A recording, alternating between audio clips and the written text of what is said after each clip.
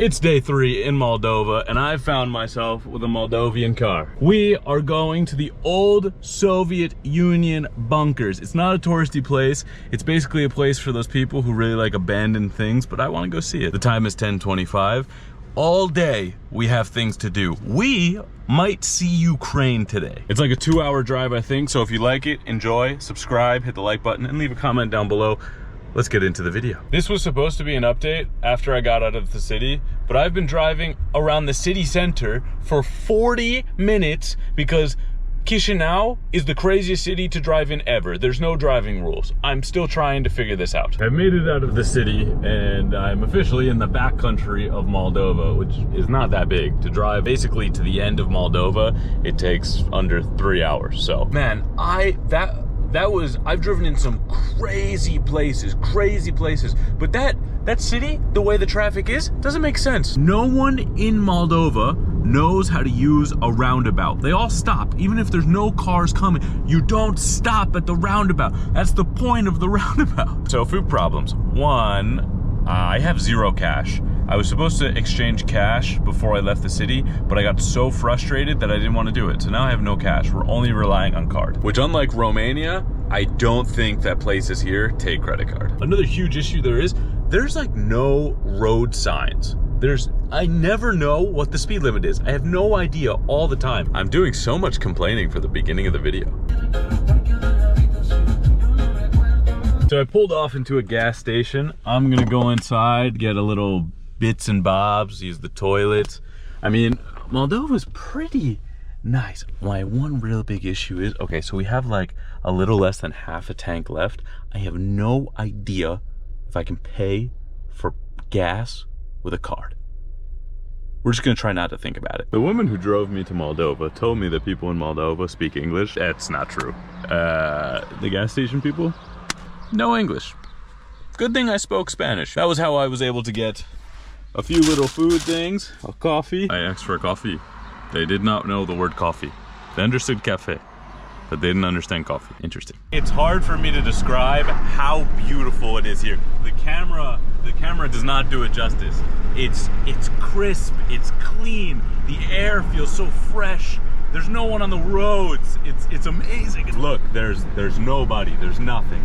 There's a well for water. All right, that's how you know we're in the sticks, you know. So there's a guy, but he's not very sociable. He's like just a regular guy. Okay. And he has a dog. The dog looks aggressive, but just. Okay. So I came to a point where I can keep going straight or I can go right, and But it should be a barrier. I mean, the road should be closed. I mean, you should not be able to drive. It looks open, or? Yeah, it looks open to me.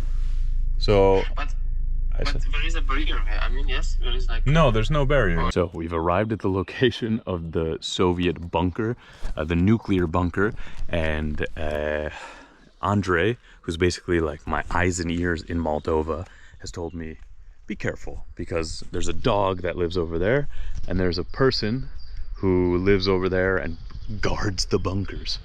And this is not a tourist place. This is like for the people who like abandoned buildings and stuff like this. Not really my type of thing. So he said to leave the car here and walk about 15 minutes into this direction. So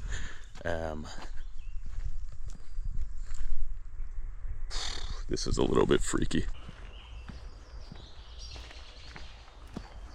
Not only is it a little creepy to be going down here alone, there are bears here, so I am being very vigilant to see if there are bears. So Andre is telling me that this bunker was never completely finished by the Soviet Union because the Soviet Union dissolved and they couldn't finish it, but this was meant to be a command center where if it was hit directly from a nuclear bomb, everyone inside would survive and be able to re-attack with nuclear bombs. This was meant to be the command control center, and you can see, like, we're in Moldova, so it would have been pretty far or pretty close to the NATO Soviet Union line. Sometimes I think to myself, if anything happens to me, no one Literally no one knows where I am, not even my best friends. They know where I am like 30% of the time. The good thing is, if you're seeing this video, that means I've made it back to the computer,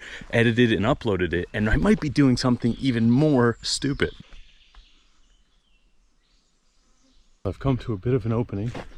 Andre said the only place you need to go is straight. So I've only come straight, and it's changed from the forest. There's concrete, there's a little bit of road. I think we're getting close.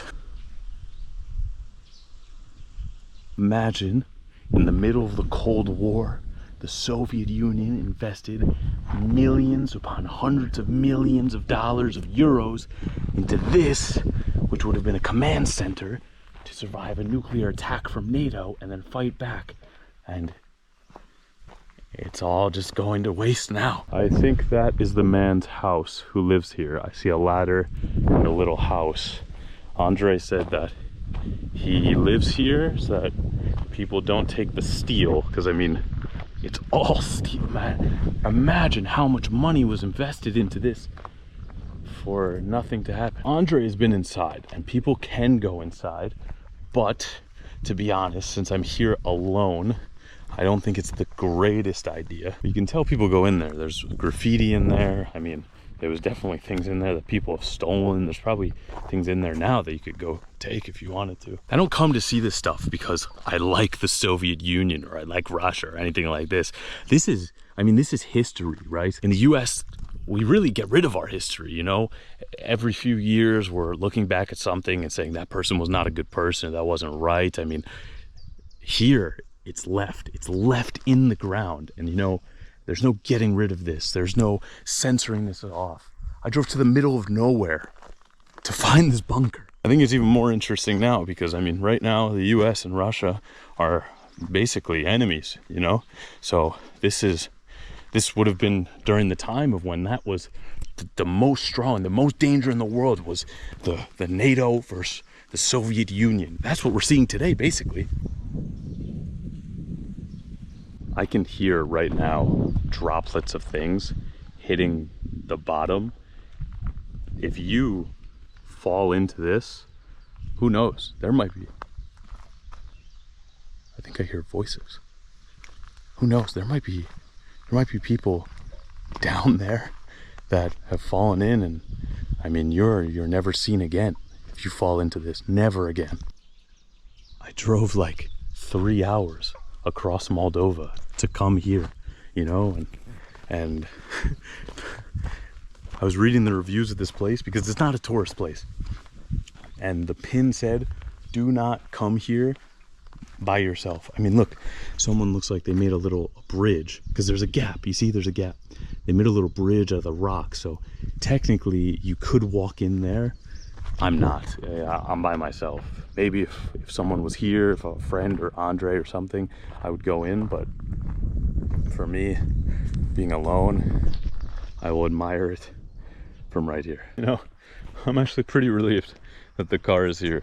Not that I thought someone might take it, but if I stumbled upon a random car next to a Soviet bunker, I might think about taking it too. I had to give myself a little shakedown because like 7 ticks landed on me while I was walking. You know, my Argentinian buddy, I explained what ticks are. He has no idea what a tick is. I even showed it in Spanish. He goes, no, never seen it. The time is now 2:26 in the morning. It's time to leave Moldova. From the Soviet bunkers, I basically drove all the way to the most famous vineyard in Moldova, but to be honest, it was really boring to put in the video, so I just didn't do it. Instead, now you can... I went to bed 2 hours ago. I have to pack my bags and we have to go to the airport. We don't know if we can get a taxi, an Uber, a Bolt to the airport. We have no physical Moldovan money. And I'm not packed. This is your sign to do your packing before you go to sleep and not push it off, because I just have things everywhere right now, and Time's running out a little bit. What a freaking disaster. I tried to order the Uber and the Bolt to the airport, nothing. So then I go downstairs to get a taxi. We can only pay cash. Now the taxi driver is going to take us to an exchange, because neither me or Andy have money. We have no money. We have no Moldovan money.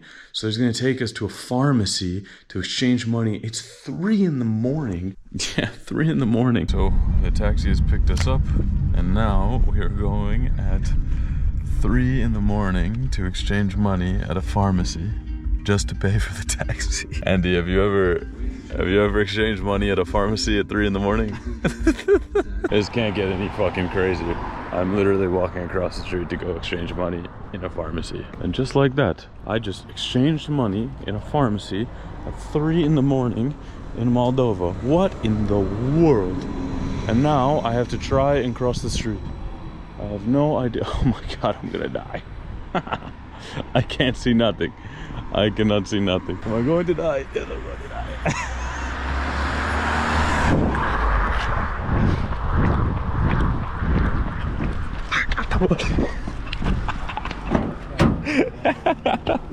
We got the money, man.